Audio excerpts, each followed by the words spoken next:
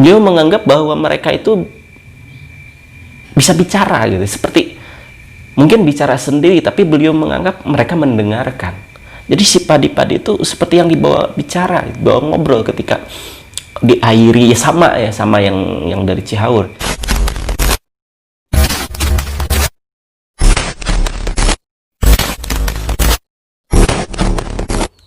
Assalamualaikum warahmatullahi wabarakatuh. Ya, alhamdulillah saya bisa bikin lagi video.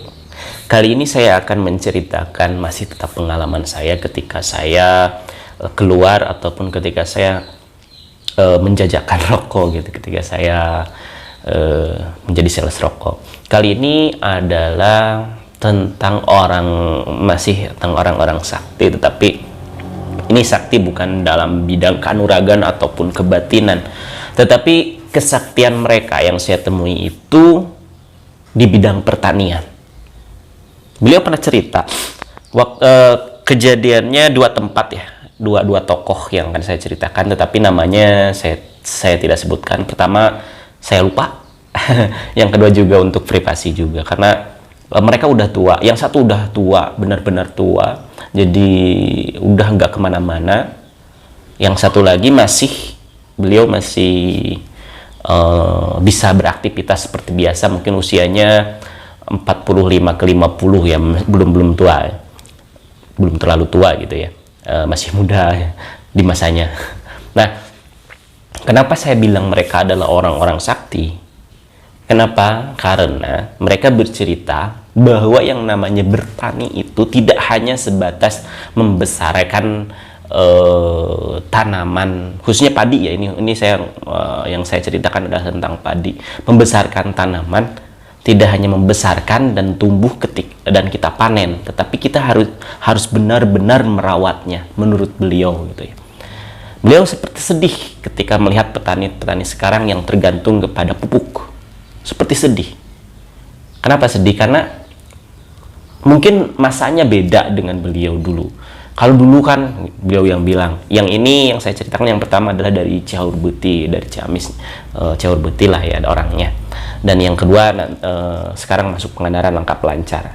Yang saya ceritakan yang dari Cihaur Beuti dulu, ya. Dan ketika bercerita, beliau tuh berkaca-kaca gitu ya. Berkaca-kaca seperti, oh beda ya zaman sekarang sama zaman dulu itu. Kalau zaman dulu itu jam 1:30, jam 3 itu banyak orang tua itu yang pergi ke sawah hanya untuk merawat padinya, membukakan air jika airnya kurang gitu ya. Atau hanya sekedar melihat menengok gitu ya. Kalau airnya banyak ya udah pulang lagi atau dibenerin. Tapi sekarang enggak. Jadi bercerita seperti yang berkaca-kaca. Mereka itu, beliau bilang mereka itu perlu apa ya? Perlu perawatan. Mereka tuh harus dirawat. Tidak hanya kita kasih pupuk. Ya mungkin kalau zaman sekarang bilang itu mereka itu sudah menyatu dengan alam, itu benar-benar menyatu gitu ya. Dan bagi saya itu adalah suatu kesaktian, sesuatu yang bisa memahami padi dengan sangat gitu ya. Ya, sampai-sampai si penghasilan dari padi itu pun tidak mengecewakan. Yang beliau ceritakan, yang di Cihaur Beuti itu menceritakannya agak zaman dulu beliau masih sehat gitu kan. Sekarang beliau gak bisa kemana-mana gitu, udah tua gitu. Jadi hanya sekedar keluar pun udah namanya udah tua lah. Nah, tetapi ketika menceritakan itu beliau seperti yang sungguh-sungguh gitu. Melihat zaman sekarang itu tanah sawah dijadikan pemukiman itu seperti yang menyesal gitu. Kenapa? Karena mungkin teman-temannya, dalam artian teman di sini bukan teman manusia, tetapi sawah itu sebagai temannya, sebagai tempat pelipur laranya. Ketika datang ke sawah dia merasa tenang, berasa nyaman. Dan sekarang udah rata, bahkan dijadikan jalan atau bahkan dijadikan bangunan. Seperti yang menyesal, berkaca-kaca gitu. Alam yang dulu asri sekarang udah Seperti halnya mungkin orang-orang yang paham agama bahwa kerusakan dunia itu kan disebabkan oleh manusia itu sendiri. Dan bagi saya mereka adalah orang-orang sakti yang bisa melestarikan tanaman, melestarikan lingkungannya adalah orang-orang sakti. Kenapa saya ikut ceritakan? Karena beliau bercerita seperti itu. Dan satu lagi yang dari Langkah Lancar, beliau bercerita ketika saya ngider gitu ya, atau bahasa datang ke warung untuk menawarkan rokok, datang beliau seperti habis bawa arit ya, arit itu parang ya, habis ngambil jukut ataupun jukut tuh ya, rumput-rumputan untuk ternak, terus ngobrol sebentar, dan obrolan saya sama beliau mengarah ke sana, ke pertanian. Ini lebih ekstrim lagi. Beliau menganggap bahwa mereka itu bisa bicara gitu, seperti mungkin bicara sendiri, tapi beliau menganggap mereka mendengarkan. Jadi si padi-padi itu seperti yang dibawa bicara, dibawa ngobrol ketika diairi, ya sama yang dari Cihaur. Dia cek air tiap malam ya, takutnya kurang air. Terus tapi yang jadi pembeda itu beliau seperti yang bicara pada padi itu. Ya, pada padi itu seperti yang bicara, seperti menganggap mungkin menganggap teman seperti yang tadi. Ini lebihnya itu seperti diajak bicara, diajak komunikasi.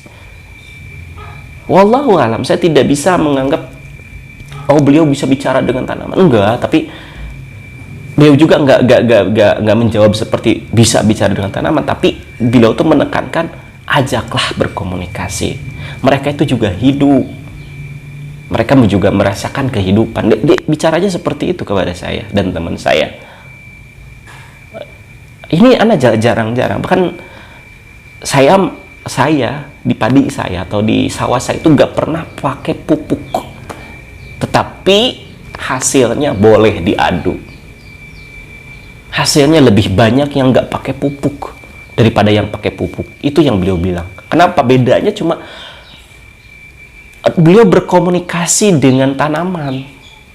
Caranya saya nggak tahu ya, mungkin dengan sering mengasihi air dengan tepat, mengerti kebutuhan tanaman. Ya mungkin kalau sekarang dipelajari dengan ilmu yang disebut ilmu tanaman atau ilmu biologi. Dan orang-orang seperti itu yang saya temui itu benar-benar real adanya. Tapi saya tidak bisa kalau ada yang menanya, ayo antarkan saya nggak tahu, karena pertemuan saya dengan orang-orang seperti itu hanya di warung. Setelah di warung ngobrol-ngobrol nggak ketemu lagi. Atau yang kemarin saya ceritakan yang keturunan Raja Galuh itu bertemunya cuma 3 kali, ya udah nggak ketemu lagi. Meskipun saya dikasih alamat, tetapi beliau bilang jangan, karena anak saya nggak tahu kalau saya seperti ini. Ya ini adalah pengalaman saya, tapi hikmahnya besar, hikmahnya banyak gitu dari pengalaman ini. Sampai-sampai kita harus memahami bahwa yang namanya tanaman ataupun hewan, mereka sama-sama makhluk ciptaan Tuhan, sama-sama makhluk ciptaan Allah, seperti halnya kita manusia. Seperti halnya kita manusia. Kita hasil karya. Bahkan kalau dalam surat Yasin, itu kan kun fayakun. Kita itu hasil karya, hasil ciptaan dari satu kata yang diucapkan oleh Tuhan kita Allah Subhanahu wa taala, yaitu kata kun, maka fayakun, kitalah jadi. Tak ada beda kita dengan genting, tak ada beda kita dengan tumbuhan, dengan hewan. Makanya berkomunikasilah dengan cara masing-masing. Mereka berzikir dengan caranya, sedangkan kita lupa untuk berzikir dengan cara kita. Oleh sebab itu hargailah mereka, makhluk-makhluk Allah yang berzikir dengan caranya. Jangan sampai kita membunuh dengan semena-mena mereka, padahal mereka berzikir dan kita yang harus menanggung menyambung zikir mereka. Apakah bisa? Sedangkan kita juga sering lupa. Nah itu, jadi mungkin ya, saya bilang mungkin karena mereka tidak menjelaskan secara spesifik masalah zikirnya tanaman, zikirnya bebatuan, zikirnya hewan, tidak menjelaskan itu. Mungkin Jika kita menghargai mereka, kata tumbuhan dan hewan, mereka akan timbal balik menghargai kita. Dan ketika kita membunuh mereka, maka sambunglah zikir mereka kepada Allah yang telah menciptakan kita semua. Itu hikmah yang saya dapat dari cerita yang saya ceritakan ini, dari pertemuan yang saya lakukan dengan orang-orang seperti itu. Nanti juga masih ada cerita, tapi lain, bukan masalah karena ini pertanian. Kalau nanti lain lagi, mungkin agak sedikit gaib juga, karena pertemanan saya. Yang akan saya ceritakan nanti itu orang yang bisa naksir pohon. Ketika ditaksir, ini pohon ini sekian kubik gitu. Ini kan di pegunungan, maksudnya pegunungan tuh di kebun kayu gitu ya, kayak alba atau jati. Nah, orang itu terkenal sebagai penaksir pohon, dan beliau memperkenalkan diri sebagai orang penaksir pohon. Ketika saya gali dengan berbagai macam pertanyaan, beliau menjawab dengan jelas. Bahkan ilmu weton, ketika kita mau berburu babi atau bagong gitu ya, selalu ada dia tuh tahu lemahnya itu di hari apa, hitungannya seperti apa. Nanti saya ceritakan. Dan ketika saya tanya kepada orang matematika, dia bilang, oh itu etnomatematika. Tapi saya belum bisa menjelaskan secara rinci dan secara ilmiah datangnya hari ini kenapa harus jadi angka ini, itu belum. Tapi maksudnya belum bisa menjelaskan ini akan menjadi ilmu literasi, belum bisa. Tetapi penjelasan beliau bisa sampai ke sana, itu luar biasa. Beliau tidak menjawab, oh itu tiditunya, itu dari sananya, nggak menjawab seperti itu, tapi menjelaskan dengan detail. Itulah keren dari ilmu weton. Oke, nanti akan saya ceritakan di lain video. Assalamualaikum warahmatullahi wabarakatuh.